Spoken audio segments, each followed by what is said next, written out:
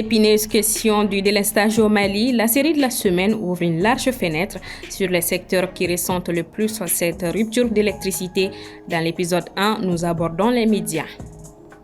À Ségou, les pharmaciens menacent d'aller en grève à partir du 3 juin. On en saura plus sur les raisons. Le procès de l'ancien président américain au pénal est entré dans sa phase finale. Les plaidoiries débutent dans quelques jours. Mesdames et messieurs, bonsoir. La crise énergétique qui secoue les pays depuis plusieurs mois impacte également les médias. Si certains journaux ont changé de périodicité de parution pour survivre, plusieurs radios et télévisions ont aussi du mal à assurer la diffusion quotidienne. Les médias face aux impacts des délestages, épisode 1 de la série de la semaine avec Soumaïla Fani. Il y a une semaine, le syndicat des travailleurs du quotidien national L'Essor a exprimé son ras-le-bol devant la crise énergétique. Le poids des délestages qui devient de plus en plus insoutenable impacte la parution normale du journal. Depuis le début de ce mois, nous avons connu des retards au niveau, comme on appelle, de la production du journal Le Quotidien National. Et cela est dû au fait que notre plus grand groupe électrogène a pris feu dans la nuit du 1er au 2 mai. Quand le groupe a pris feu dans la nuit du mercredi au jeudi 2, le journal du jeudi est paru pratiquement avec 24 heures de retard. C'est-à-dire nos abonnés ont reçu le journal chez eux le vendredi avec l'apparition du vendredi en même temps.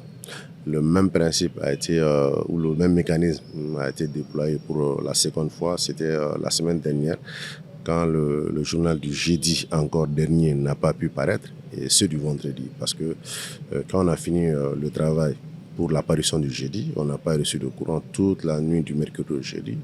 Toute la journée du jeudi, on n'a pas eu de courant. Et la nuit de jeudi à vendredi, on n'avait pas aussi le courant. Dans la presse privée, la situation est pire. Dans ces locaux où l'électricité est totalement absente au moment où nous passons ce mercredi, Boubacar Yalkoué est le directeur de publication du journal Le Pays, un organe en agonie du fait de la crise énergétique. Il explique que son journal est passé du quotidien au bi-hebdo pour pouvoir rester en vie. Moi, à mon niveau, je suis un quotidien. J'ai commencé le quotidien en 2018 à la veille de l'élection présidentielle. Et quelques années après, j'ai installé une imprimerie à mon niveau dont l'investissement frôle, sinon même est au-delà de 30 millions. Avec la crise énergétique, mon imprimerie ne fonctionne plus parce que l'imprimerie est carrément à l'arrêt. Donc, je suis obligé vraiment d'aller imprimer mon journal ailleurs. Maintenant, ça joue un peu sur la périodicité. Maintenant, on est obligé d'aller peut-être sur la base du tri-hebdo, du bi-hebdo, etc., etc. De janvier dernier à ce jour, selon lui, l'entreprise a perdu plus de 10 millions dans ses contrats de partenariat. Et au lieu de 20 employés directs au départ, ils ne sont plus que 6. J'étais contraint compte tenu vraiment de la crise financière aussi qui impacte le fonctionnement de l'entreprise. J'étais obligé vraiment de dire aux autres qu'au regard du contexte, on ne pourra vraiment plus continuer à les payer. Donc, je leur ai tout simplement dit qu'on est obligé de suspendre le salaire en attendant, mais ils peuvent continuer à travailler. Maintenant, ils vont se battre sur le terrain, ce qu'ils auront vraiment en termes d'opportunités. Il n'y a pas de problème, ça c'est vraiment leur chance. Et vous voyez un peu, ça fait très mal. Pour la télé ou encore à la radio qui émet pour la plupart 24 heures sur 24, l'impact de cette crise se fait encore plus ressentir. Vous savez, avec les groupes électrogènes, ce n'est pas aussi facile parce que le carburant, ça dépense beaucoup. Ça dépense beaucoup. Nous sommes actuellement à plus de 300 voire 400 000 francs par mois pour une seule radio. Okay? Le groupe doit rester quotidiennement, il faut le dire quotidiennement, parce que la radio, souvent, elle est faite pour rester quotidien. Donc, j'ai diminué les dépenses. J'ai diminué les dépenses, les salaires, tout, parce que ici à la radio Wango, avec 52 personnes, donc on a essayé de réduire les dépenses et pour pouvoir tenir le debout, quoi. Ces difficultés révèlent l'ampleur de la crise énergétique et son impact sur les médias reste préoccupant. Ouverture de l'atelier de la communauté des pratiques au mémorial Modibo Keïta. Initié par le projet Voice d'Oxfam, ce programme permet de poursuivre le renforcement des capacités des organisations de personnes vivant avec un handicap. Paul Yapinguesson. La communauté de pratiques sont des occasions d'échange et de partage de connaissances. permettant d'inspirer certains et d'éviter des erreurs pour d'autres. Le projet Voice entend soutenir et encourager la pleine intégration des personnes en situation de handicap dans les sociétés. Les détenteurs de droits ont vraiment eu confiance en eux. Maintenant, ils peuvent parler devant les autorités et même ils peuvent revendiquer leurs droits. D'abord, nos détenteurs de droits, ce sont les personnes vivant avec handicap, les femmes, les jeunes filles à exploitation et abus sexuels. Nous avons les personnes âgées et les jeunes et la minorité ethnique. Mais au Mali, il n'y a pas de minorité ethnique, mais nous avons ce qu'on appelle esclavage par ascendance qui existe dans certaines régions du Mali. Donc on a vu qu'avec ce que nos partenaires de subvention ont eu à faire avec nos détenteurs de droits, ils ont vraiment confiance en eux. Maintenant, ils savent faire la différence entre leurs droits et leurs devoirs envers la société. Ce programme a permis aux personnes vivant avec un handicap et aux personnes victimes de violences d'avoir confiance en elles-mêmes. Elles sont désormais acquéries pour accompagner et suivre l'ensemble des acquis pour un mieux vivre dans la société. Parce que avant le projet Tous inclus par là, je pensais que c'était les personnes en situation de handicap au niveau du centre Amaldem, ils étaient un peu marginalisés. Mais à travers les différents projets qu'on a pu mener à bien, je pense que ça a été une très grande sensibilisation et on a pu faire du plaidoyer pour vraiment que la voix de ces personnes en situation de handicap puisse compter vraiment. Le projet que Voice a financé a eu énormément d'impact sur les violences qui se font en milieu scolaire, spécifiquement dans les établissements où nous avons travaillé. Mais la durée du projet n'a pas permis d'atteindre les résultats escomptés par certains bénéficiaires. Nous sommes satisfaits en partie. Nous sommes satisfaits en partie parce qu'on a fait de notre mieux pour mener les activités, pour sensibiliser, pour amener les élèves à prendre conscience des conséquences de la violence. Mais le projet, c'était sur une année et en un an, on ne peut pas avoir le changement souhaité. Le programme Voice promet la diversité et l'inclusion sous toutes ses formes. Dans ce cadre, les communautés de pratique sont des rencontres d'échange et de partage de connaissances sur les bonnes et mauvaises pratiques afin qu'elles puissent inspirer certains ou être évitées par d'autres. Les pharmaciens de la région de Ségou menacent d'aller en grève le 3 juin. Ils ont saisi à cet effet le gouverneur de la région avec un préavis de grève. Les détails avec Djeneba Samaki. Les pharmaciens de la cité des Balanzans sont en colère et tiennent à le faire savoir. Le gouverneur de la région de Ségou vient d'être saisi d'un inédit préavis de grève par ces pharmaciens, car ils ne sont pas unanimes sur une décision de justice. À l'initiative des deux syndicats pharmaceutiques du Mali, le SINAPO, syndicat autonome des pharmaciens d'officines privées, et le SINAPHARM, syndicat national des pharmaciens du Mali, la mobilisation des officines de la région de Ségou, à travers aussi l'ordre des pharmaciens de Ségou, est donc consécutive à une décision de justice qui pose problème selon eux. Selon notre source, Moustapha Maïga, promoteur du journal Le Ségouvien, tout est parti lorsqu'une célèbre dame résidente à Ségou, du nom de Ramata Traoré, a outrepassé son petit commerce à la sauvette des ventes illicites de médicaments et a érigé des conteneurs boutiques pour ce trafic prohibé par les lois et textes sanitaires et juridiques. Après moult négociations, les syndicats l'ont insté en justice. Suite à cela, le tribunal de grande instance de Ségou livre son verdict le 3 octobre 2023 et Ramata Traoré est condamné à 2 ans de prison avec sursis et au paiement d'une amende de 1 million de francs CFA au titre des dommages et intérêts pour les syndicats. La prévenue acquiesce à la décision de justice et pour montrer sa bonne foi, elle paye à ce jour 750 000 francs CFA aux parties civiles, lesquels l'assignent de nouveau en référé de justice pour l'arrêt définitif de cette vente illicite, constatant que malgré tout, Ramata Traoré continuait. Le 6 mai dernier, le juge des référés, après 3 renvois de l'audience, fait tomber son couperet. Les syndicats sont déboutés de leurs prétentions pour défaut de qualité et absence de bordereaux de pièces jointes, selon Moustapha Maïga. Pour les pharmaciens de la région de Ségou, ce nouveau verdict est une mascarade qui ne fait que conforter l'exercice illicite de leur profession et surtout à leurs dépens, en dépit de la propre jurisprudence du même tribunal.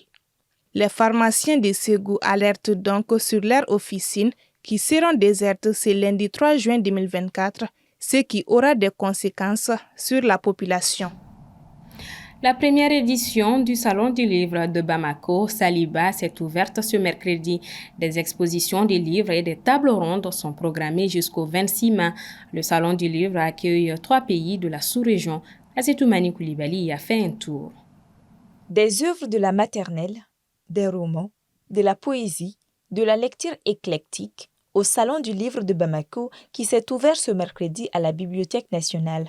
Des éditeurs venus du Niger, de la Côte d'Ivoire, de la Guinée et du Mali sont présents lors de ce salon. Donc c'est un réel plaisir pour nous d'être ici à Bamako, participer à ce salon du livre de Bamako. Tout notre domaine, c'est le domaine de la maternelle et de préscolaire. On a des collections, plusieurs collections de contes, collections de graphismes, des livres d'apprentissage à l'écriture pour les élèves, les scolaires de la maternelle. On a des livres également sur le développement personnel, sur le monde du travail, des contes, des épopées, la littérature africaine, littérature de manière générale. On a pour objectif principal d'abord de faire voir nos différentes publications, faire connaître la maison d'édition ainsi que tous nos auteurs aussi. Bon, nous souhaitons surtout pousser le lectorat malien à sortir pour venir vers ce genre de salon, les inciter à la lecture même et aussi à l'achat des livres.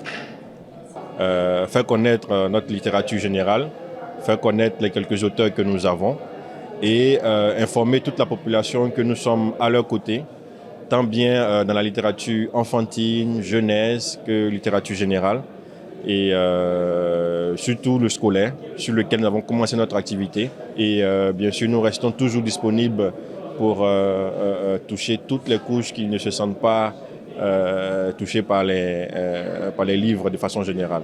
C'est la première fois que se tient le Salon du livre de Bamako et il réunit plusieurs maisons d'édition. Pour le président du salon, l'initiative vise à promouvoir les maisons d'édition, à leur donner de la visibilité et mener ensemble des réflexions afin de pousser les populations à plus lire. Aujourd'hui, il y a de plus en plus de productions. Il y a beaucoup de jeunes qui écrivent. Il y a aussi les grands classiques de la littérature malienne qui sont méconnus. Donc il faudrait trouver un espace de promotion et de visibilité pour toute cette production nationale et aussi donner de la visibilité à notre production à l'extérieur, à l'international. Nous avons eu la chance de rassembler tout le monde autour de ces salons, les écrivains, les éditeurs, les libraires, les lecteurs, surtout. Tous les clubs de lecteurs sont associés à l'organisation. Tous ceux qui sont là, ils ne sont pas là en tant qu'invités, ils sont là en tant qu'organisateurs. C'est ce qui est nouveau. Outre cette première journée d'exposition, d'autres programmes sont prévus, tels les tables rondes autour de plusieurs thématiques et une journée d'hommage à Feu Adama Samasekou. De l'indépendance à aujourd'hui, quelles sont les phases par lesquelles notre littérature est passée? Quels sont les grands écrivains que nous avons eus? Et actuellement, nous sommes à quel niveau? Ça, ce sera le premier panel avec des grands experts demain à partir de 11h. Et la dernière journée, nous rendrons hommage à Feu Adama Samasekou. Nous aurons une pensée pieuse pour lui pendant cette dernière journée et nous nous interrogerons sur quelle langue nous devons écrire au Mali. Partout où se trouvent des enfants du Mali, nous envisageons d'aller les retrouver pour qu'ils puissent avoir accès aux livres. Vu que tout le monde ne peut pas venir vers les livres à Bamako, il faudrait que les livres à un moment se déplacent pour aller trouver les enfants où qu'ils soient. Le Salon du livre fermera ses portes le dimanche 26 mai. Pour les organisateurs, l'une des plus grandes attentes reste le fait de réussir à créer des processus pouvant aider les populations à accéder aux œuvres et par la même occasion leur donner le goût de la lecture. Les examens pour le procès de l'ex-président américain Donald Trump pour paiement dissimulé à une actrice de film X se sont achevés hier mardi, ouvrant la voie aux délibérations du jury. La semaine prochaine, son verdict sera connu. Aminata Keita. Après plus de 4 semaines de débats, une vingtaine de témoins et des milliers de pages de documents versés à la procédure, le procès de l'ancien président américain Donald Trump se rapproche de sa phase finale. Plusieurs personnes ont témoigné contre l'ancien président, dont Michael Cohen, son ancien homme de confiance, devenu son ennemi juré. Celui-ci a dans son témoignage incriminé son ancien patron, assurant qu'il avait approuvé le paiement à l'actrice et qu'il s'en était chargé personnellement avant que Donald Trump ne valide son remboursement une fois à la Maison-Blanche. Quant à la star de film X en question, Stormy Daniels, elle a estimé qu'il s'agissait d'un acte consenti mais où le rapport de force était déséquilibré. La prochaine audience purement procédurale aura lieu demain jeudi. Le mardi 28 mai, les plaidoiries de la défense et de l'accusation vont commencer. Le juge principal, Juan Merchan, a indiqué aux autres jurés son souhait de voir les délibérations commencer le jour suivant. Donald Trump a pour sa part réitéré mardi qu'il n'a rien fait de mal et qu'il n'a pas commis de délit. Il a aussi renoncé à témoigner. Les experts ont estimé que s'il témoignait, il s'exposerait au risque d'un contre-interrogatoire sans pitié par les procureurs. Ce procès a des enjeux considérables pour le candidat des Républicains. À 77 ans, une condamnation aura l'effet d'un séisme politique pour le candidat des Républicains, même s'il pourrait quand même se présenter le 5 novembre. Mais il faut noter que l'unanimité des jurés sera requise pour déclarer l'ancien président coupable des faits qui lui sont reprochés. Nous l'annoncions dans nos précédentes éditions. La 10e édition du Tour du Mali a démarré hier mardi 21 mai. Les 165 km de l'étape inaugurale Bamako-Bougouni ont été parcourus en 3h45 et 58 secondes par le Burkinabé Mohamed Liboudo, qui a pris par la même occasion le maillot jaune. Le Burkinabé est étalonné de près par le Malien Yaya Diallo, vainqueur du Tour en 2017, qui a parcouru la distance en 3h47 et 23 secondes. Des autres coureurs ont signé en même temps que Diallo. Le Burkina Faso domine également le classement par équipe à l'issue de la première étape avec un temps de 11h20 44 secondes, suivi du Mali 11h22 9 secondes et de l'équipe régionale de Sikasso 11h22 13 secondes. La deuxième étape se dispute entre Kolondiaba et Niena sur une distance de 102,3 km. Football, le joueur malien de l'AS Monaco, Mohamed Kamara, accusé d'homophobie après un match de Ligue 1 dimanche 19 mai dernier, a reçu une vague de soutien de personnalités au Mali et de nombreux compatriotes sur les réseaux sociaux.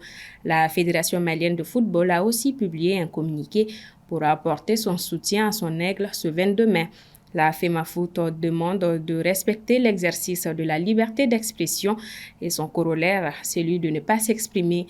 Elle ajoute dans le communiqué que les joueurs sont des citoyens comme les autres, dont les droits fondamentaux doivent être protégés en toutes circonstances.